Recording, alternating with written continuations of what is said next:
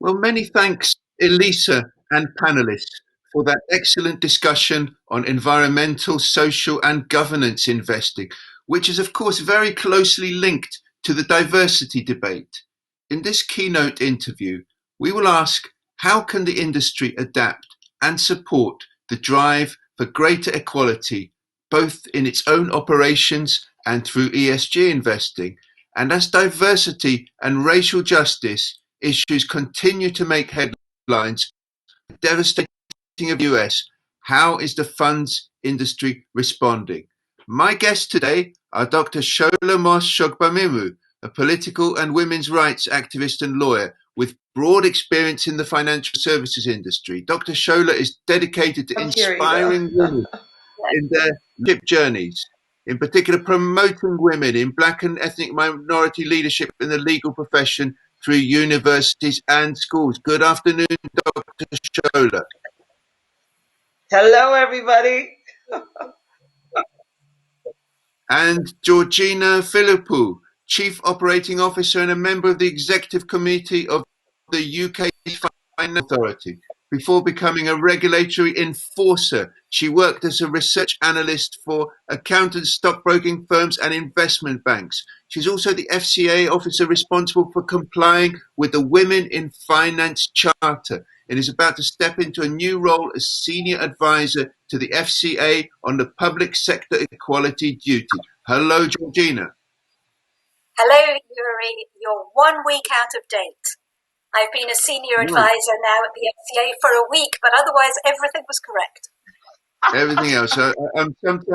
I'm sometimes a bit late with the stories. That's why I haven't been promoted very high in the Financial Times. But I'm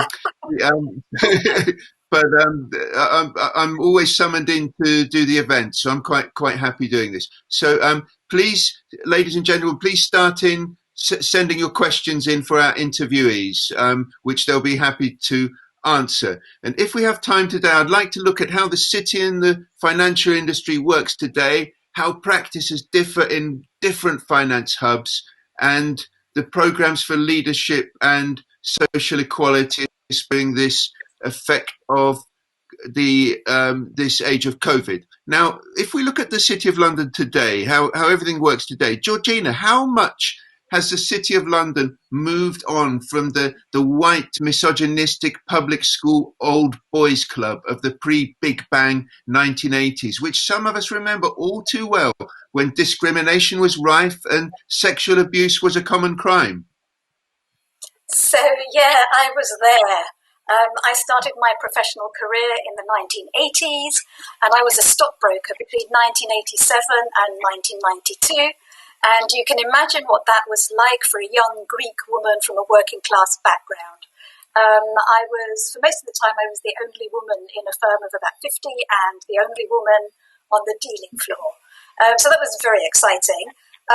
Thankfully, we have moved on since the days of page 3 pin-ups on the walls of the dealing room. But perhaps not enough. There's still an awful long way to go. The conversation has changed completely for a start, and we now have data to show us what we need to talk about and data which shows us why we need to have those conversations. But how far we have yet to go was brought into stark relief by events over the summer, the death of George Floyd and the Black Lives Movement. That wasn't about data or about theory. What was different about that was that it brought home to us, as white friends and colleagues, the real lived experiences of many of our black friends and colleagues. But data is a good starting point. There's data which helps us to understand the business case, the investment case for diversity and inclusion. And, if you're sitting there listening to this, then I probably don't need to drum home to you the generally accepted view that encouraging a wide range of views from our diverse society gives us collectively the highest chance of delivering good outcomes for all of our customers, all of our consumers, and the population of the UK generally. And we know that to see those benefits materialise, it's not just about diversity, it's about inclusion as well. So creating inclusive cultures in all of the firms that we work for, where people are truly able to be themselves, to thrive, and to prosper. If you look at various different sources of information, the European Banking Association Diversity Survey shows us that credit institutions with executives of both genders have a higher probability of getting an above average return on equity. McKinsey studies show us that the most ethnically diverse companies are 35% more likely to outperform the least diverse. And the 2017 McGregor-Smith review showed us that the potential benefit to the UK economy from full representation of BAME individuals across the labour market would be about 24 billion a year. So that's the business case. Data can also be a real call to arms.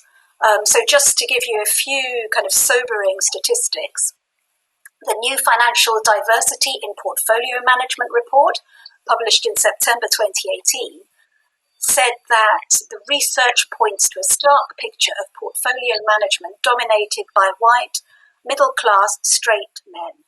Only 4% of fund assets are managed exclusively by women, compared to 85% run exclusively by men. There are only 12 black portfolio managers based in London, and nearly 2/3 of the industry's leaders went to private schools. I've got pages and pages of sobering statistics like that, which I won't repeat unless you ask me to. I've got them here.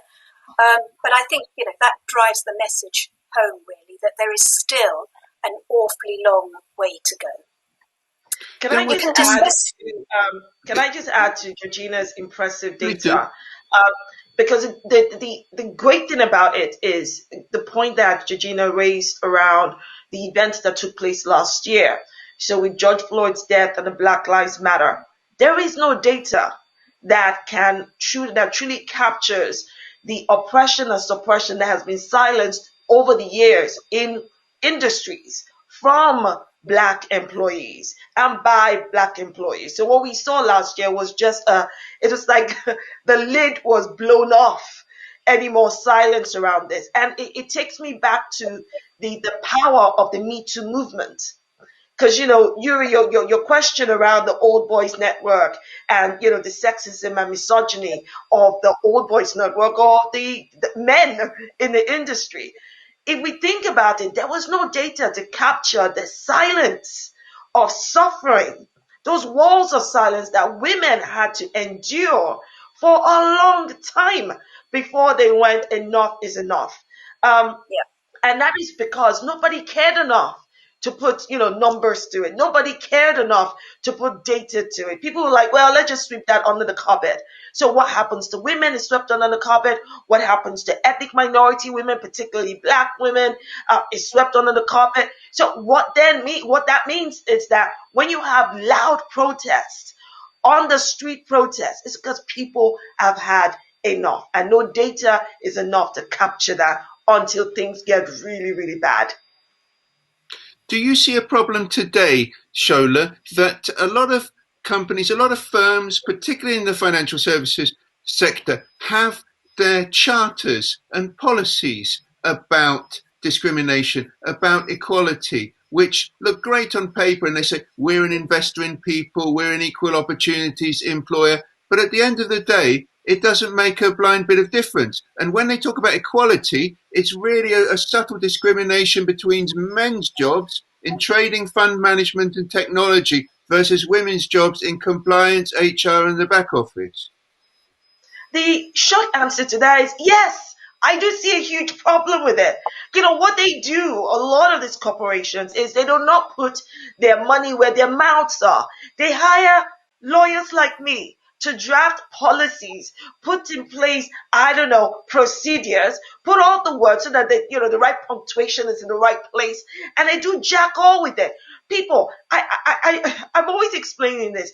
It doesn't matter how many words you put together if there is no intention behind the application of those words. Or else, why is it that gender discrimination continues to thrive? Why is it that sexism continues to thrive? It is because those who apply those policies have a mindset, have a bias that feeds into the established corporate bias.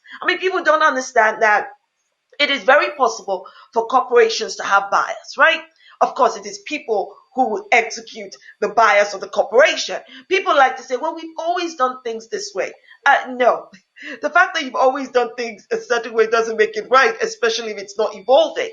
There is no, I call it performative allyship.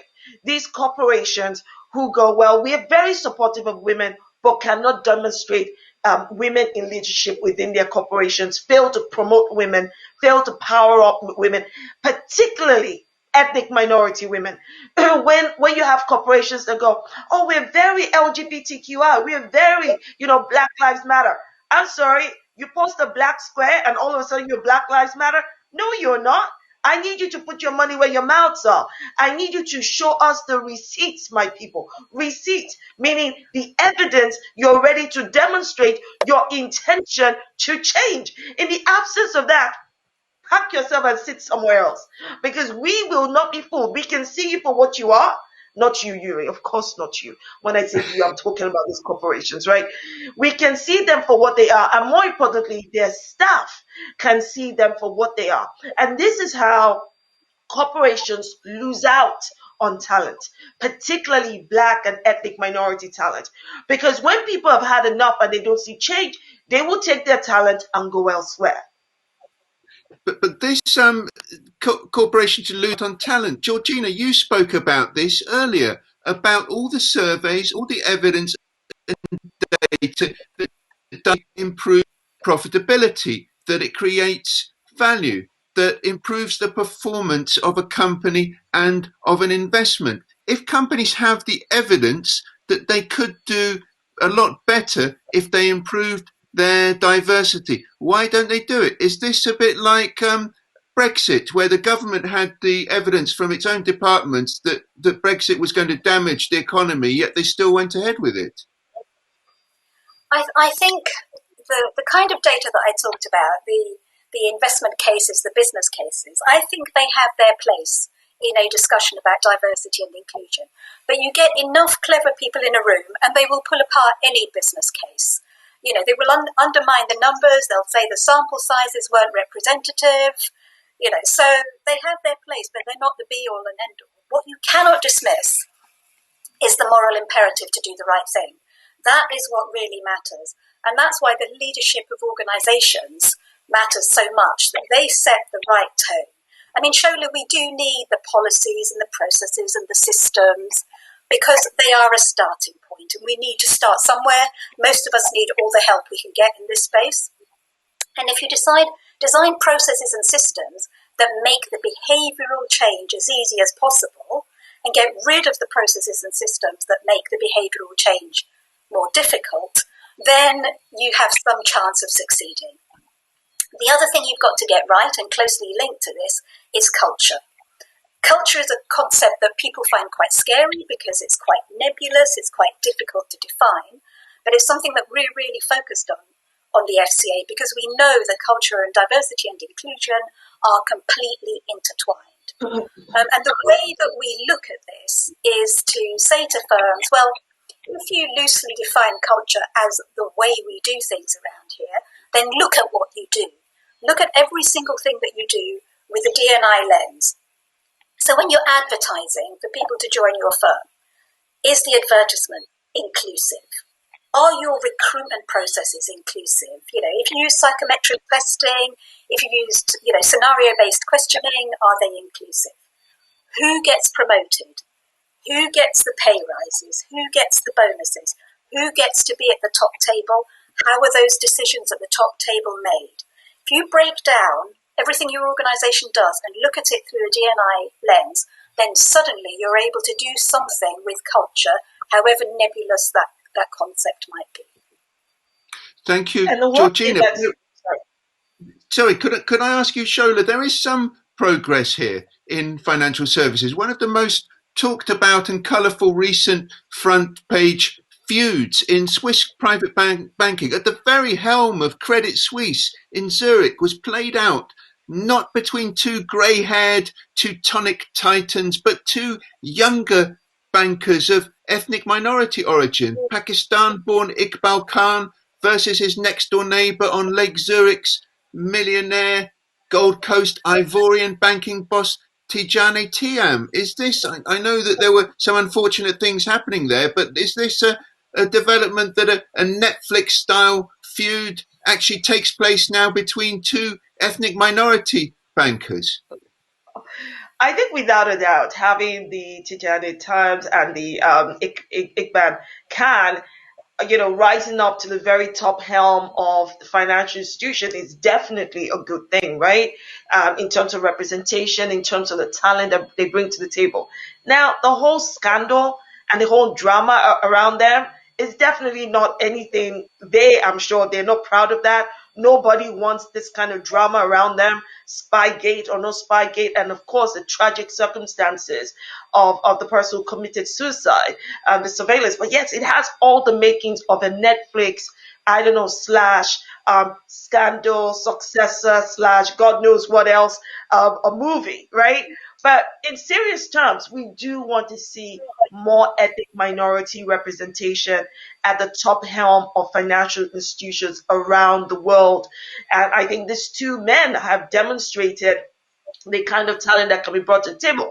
What I would like to see are ethnic minority women who are equally in such position of power and influence. I mean, preferably without the drama, but the influence to be able to bring this to the table as well. That is where we need to ensure equal opportunities results in equal outcomes. Can I just say, just to add to Geogina's point earlier, that all the points you raised, Georgina, absolutely, of course, I agree with you that policies matter. They're the starting point.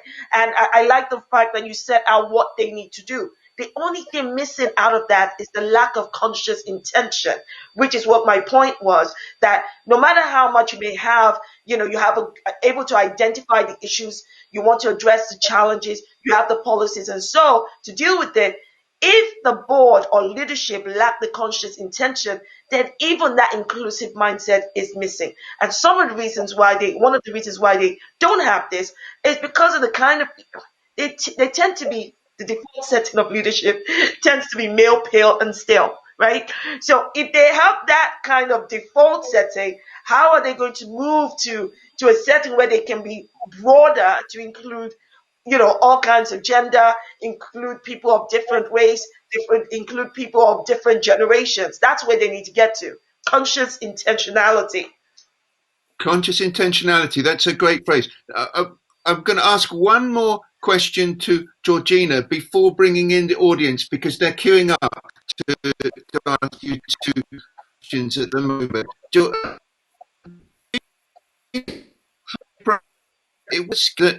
It's not the same all over the world in terms of the laxity. If we look at other financial capitals in investment hubs, the demographics of employment look very different in some cities than they do in Europe. While there's almost no senior women in top private banking jobs in Switzerland, the financial centers of Hong Kong and Singapore boast a large number of female CEOs. Is this a cultural phenomenon, or is it simply because affordable childcare is available in those countries, whereas it's too expensive for many women and families in the UK?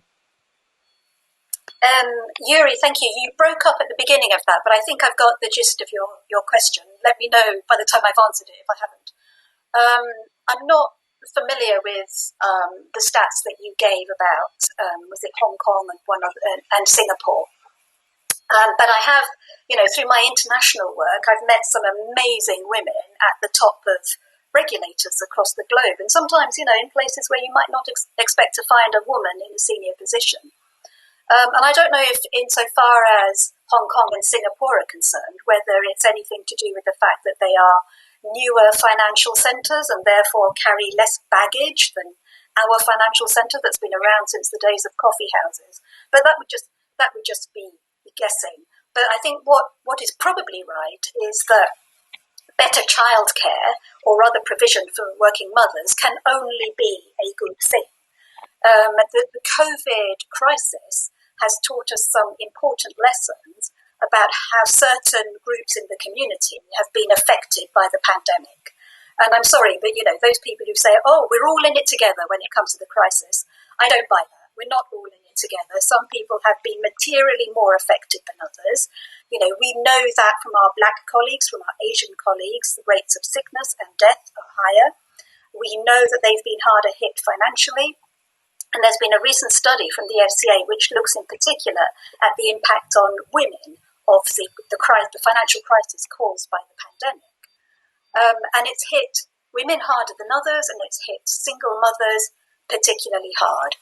And, the stats are really quite incredible. There are 1.8 million single parents, 90% of them are women.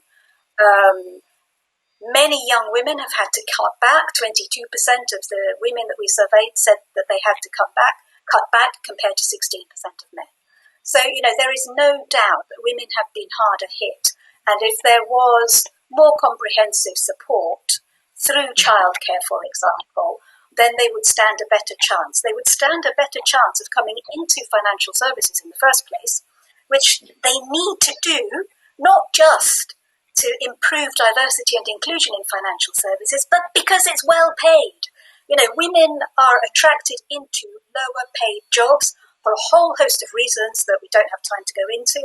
They need to come into financial services and earn more money. Georgina, if I keep nodding my head is going to fall off. Everything you're saying, I just keep nodding my head. I feel like it's about to fall off now. But can I just quickly add, Yuri, to Georgina's point? I think it's important. Your question around culture.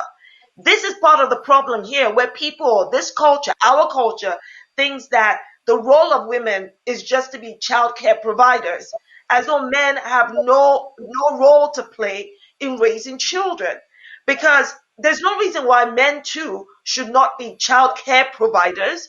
And that way, if the thinking and mindset was equal, I bet you anything that we would not be having this issue about women having equal access, because men will understand the pain and the sacrifice that women have to make in order to be able to juggle career ambitions and being parents. That's partly it, but I think there's also a cultural particularly suited to private banking and financial services in Asia. There is that mentality that women are particularly good at this job, and people like to share their financial affairs with women who they seem to believe have a better empathy with them. That's another debate that we can have. But the questions are coming in for you thick and fast, Shola. And one banker is asking us, what can colleagues do to champion diversity from the bottom and the middle up when the leadership is clearly found wanting? Okay, so if I answered this from, I think the best way to answer this question is think about it from a personal perspective. What is the outcome you want for diversity for your colleagues? Think about it. I would like to see my colleagues promoted when they've done well. I would like them to have equal access, equal opportunities, to be able to run projects, to be able to do different things that will raise their profile. These are just little things I'm using as examples, right? Just common sense. You want it to be that at the end of the year, when that pot that they keep claiming gets smaller comes, that people get an equal action, equal share of the pie. So what we have to do, depending on what stage you are, what influence you are, is to ensure that this actually happens. If you don't see a colleague getting promoted when they ought to get promoted, ask about it. Challenge the situation.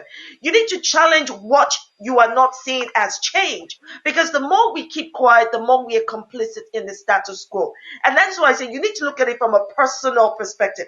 What would I want for me, which I would want for my ethnic minority colleague or my LGBTQI colleague, to ensure that it's really not far-fetched. If we start thinking, they think of the words, love thy neighbor as you love yourself, right?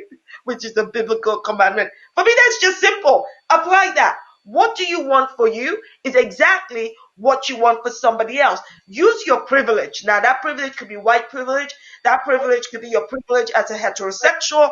That privilege could be your privilege as an able-bodied person, because we know that society, the default setting for society, able-bodied, Christian, male, all of that. All of these come with privileges.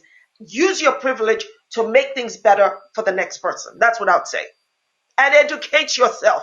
Educate yourself, please. I Okay, agree with that. I was going to raise 3 very practical things that people can do.